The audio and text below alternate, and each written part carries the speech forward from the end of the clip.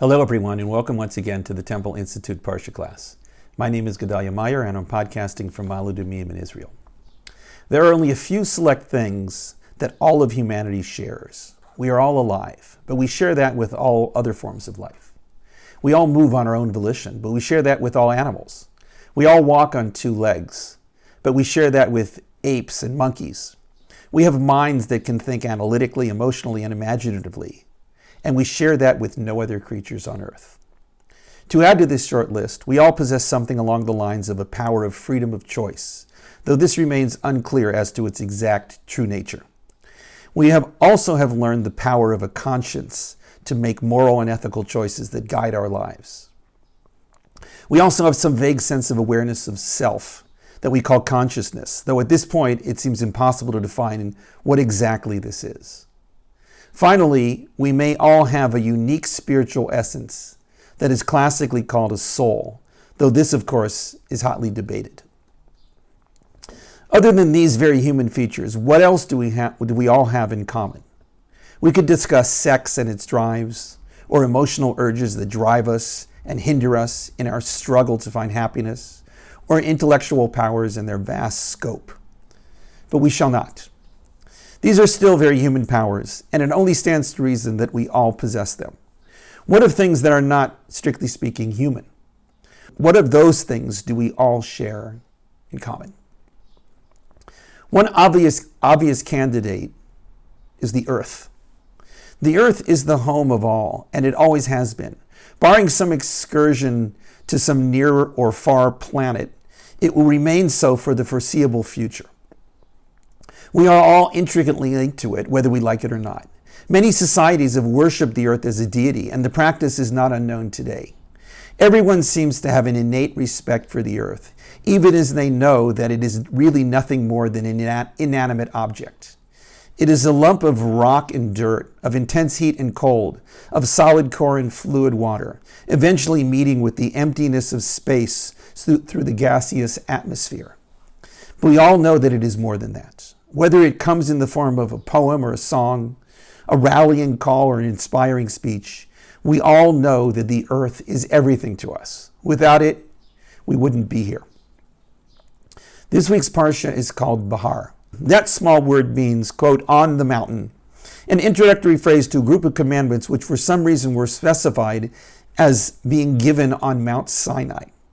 This is a short Parsha, and it is frequently combined with the next one, depending on the needs of the calendar. This year it is a standalone, so it tends to go by rather quickly, but it contains a great deal. The first half deals with the laws of what is now known as the Shemitah and Yovel years. These two terms represent cycles of years. The first seven years long, and the second 49. The second is known in English and other language as the Jubilee year. It is the 50th year, the culmination of a count of 7 Shemitah cycles. In a sense, it is really just one more year at the end of this long series of Shemitah cycles, like a century year is in our current calendar. But it has much in common with those regular Shemitah years to which we shall now turn our attention. The laws of the Shemitah year are given almost in their entirety in several verses of this week's Parsha. The laws are quite simple and are spelled out in an unexpectedly clear manner in the Parsha. Quote, when you come into the land that I am giving you, you shall allow the land to rest, a Sabbath to God. For 6 years you shall sow your field, and 6 years you shall prune your vineyard, and you shall harvest your crops. But in the 7th year it shall be a period of rest for the land, a Sabbath for God. You shall not sow your field or prune your vineyard. That which grows on its own of your harvest you shall not harvest, and the uprooted vines you shall not pick. It will be a year of rest for the land. And the resting of the land shall be for your eating, for you and for your servants, for your hired hands, and for those who dwell with you. And for the animals that are on your land, all of the produce will be for food. It basically boils down to not sowing the crops and not pruning the grapevines. There is also a prohibition of harvesting, quote, that which grows on its own. Thus, all sowing and harvesting of annual crops is prohibited, as is pruning and harvesting of grapevines. There is this somewhat unclear phrase about, quote, the resting of the land shall be for your eating. If we cannot harvest, how can we get anything to eat from the land? But in general, the basic idea is pretty clear. It is a year of rest for the land, and agricultural labor is severely restricted. But there is the general question of what they were supposed to eat during the Shemitah year.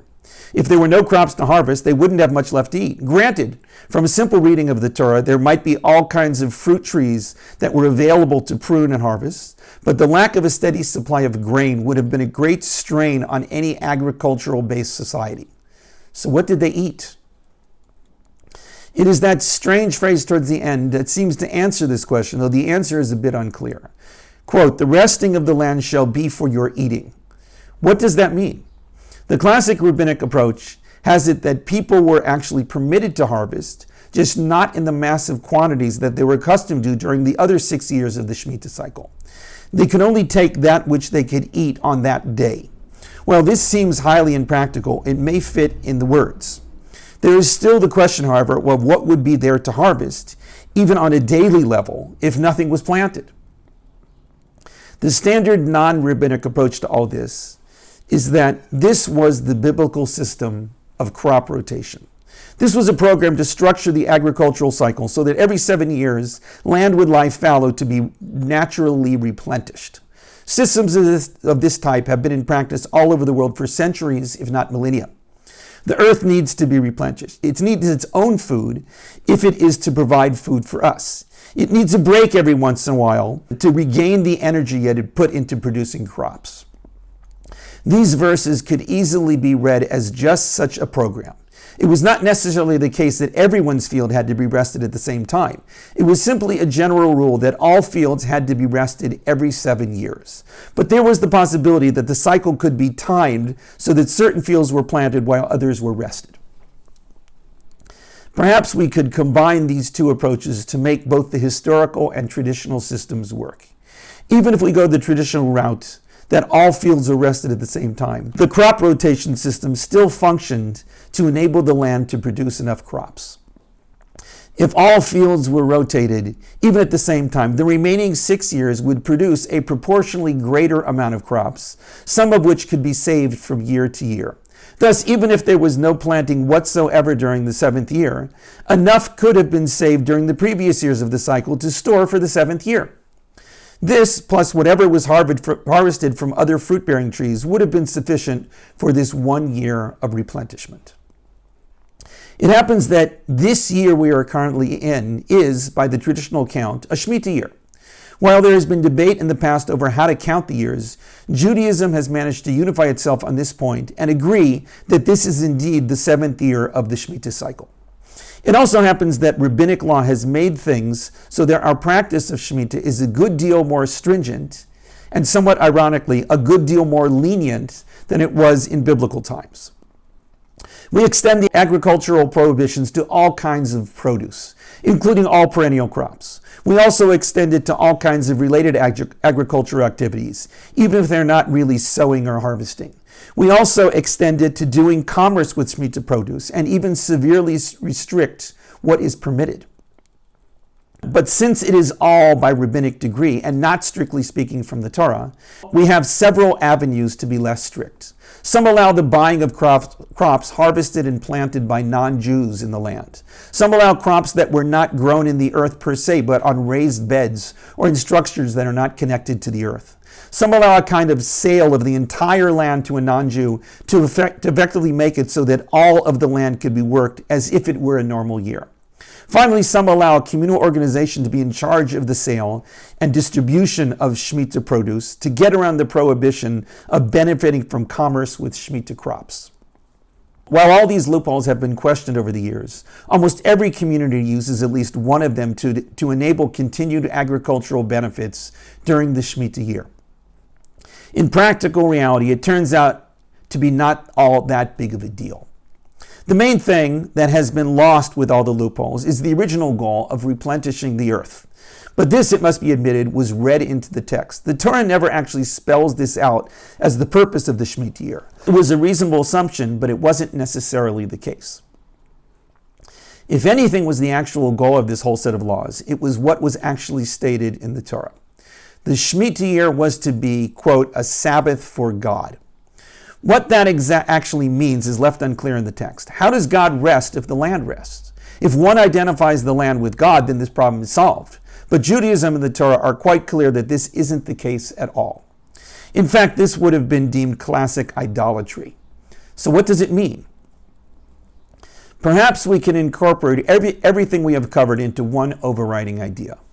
This was about crop rotation and replenishing the land, as is commonly understood. But the Torah directed that goal to God. It stated essentially that resting the land is tantamount to giving God a Sabbath. The earth is our home. It is the only home we have ever had. It is one of God's great gifts to us, along with life and a mind and a soul. It is our place in the universe. Perhaps by giving rest to the land every 7 years, we inculcate a sense of giving something back to God in gratitude for this priceless gift of the earth. We are only giving back to God what was God's to begin with. By allowing the land to rest, we gain a sense of what God is constantly giving us through the earth. It is the least we can do. If we can't give back the earth, we certainly can enable it to provide us with its bounty in a more sustainable manner. Perhaps this is what God needs from us to keep giving us this wonderful gift of life. Shabbat Shalom.